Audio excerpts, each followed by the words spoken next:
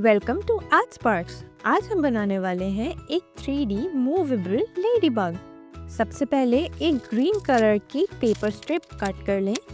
इस paper strip को half में फोल्ड करें और फोल्डेड स्ट्रिप के किनारों को ट्रायंगल शेप में फोल्ड कर दें। अब पेपर स्ट्रिप को ओपन करके इन हाफ ट्रायंगल्स को स्ट्रिप की इनर साइड पर प्रेस कर दें और ऊपर की तरफ एक फोल्ड और करें।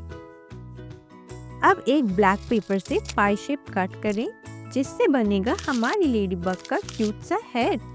और ऐसे ही एक येलो पेपर से एक और पाई शेप कट करें जो बनाएगी हमारी लेडीबग की बॉडी। हेड और बॉडी को पेपर पर ग्लू से स्टिक कर दें। अब एक रेड सर्कल कट कर लें, उसको हाफ में कट करें ताकि 2 सेमी सर्कल्स बन जाएं। ये सेमी सर्कल्स बनाएंगे हमारे लेडीबग के मूवेबल विंग्स। अब येलो पेपर लें और 2 ड्रॉप शेप्स में कट कर लें। ये बनाएंगे हमारे लेडीबग के लोअर विंग्स। विंग्स को हेड और बॉडी के साइड्स पर ट्रायंगल फोल्ड्स के साथ स्टिक कर दें और ड्रॉ करें लेडीबग के ऑसम स्पॉट्स और वेवी पैटर्न्स। एंड में ऐड करें गूगली आईज।